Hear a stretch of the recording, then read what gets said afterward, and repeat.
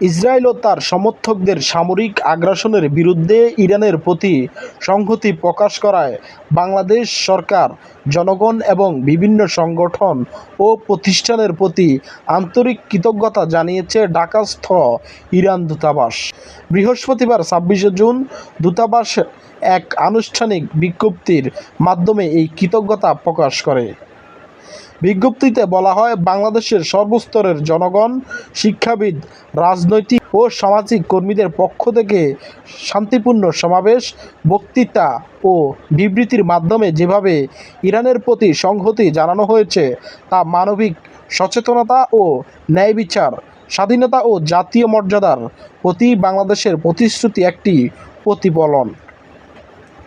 Iran দূতাবাস আরও জানায়, ইরানের জনগণের প্রতিরোধ কেবল একটি সামরিক প্রতিক্রিয়া নয়, এটি জাতীয় ইচ্ছাশক্তির বহিঃপ্রকাশ, যা দেশের সার্বভৌমত্ব ও ভৌগোলিক অখণ্ডতা রক্ষার অঙ্গীকার প্রতিচ্ছবি। প্রতিরোধ আন্তর্জাতিক আইন লঙ্ঘন ও আধিপত্যবাদী অবস্থানের একটি শক্তিশালী বার্তা বহন করে। বিজ্ঞপ্তিতে আরও উল্লেখ করা হয়, ইরান বিশ্বাস করে আগ্রাসনের বিরুদ্ধে প্রতিরোধ কেবল বৈধ অধিকার নয়, বরং এটি একটি নৈতিক ও মানবিক দায়িত্ব।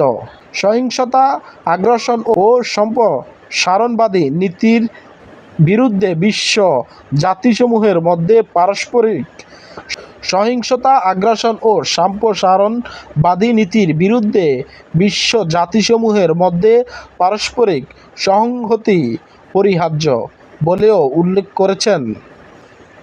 শেষে ইরান দূতাবাস বাংলাদেশের জনগণকে বন্ধুপ্রতিম ও ভ্রাতৃপ্রতিম হিসেবে অভিহিত করে এই মূল্যবান সমর্থন ও সংহতির জন্য আন্তরিক কৃতজ্ঞতা প্রকাশ করেছে।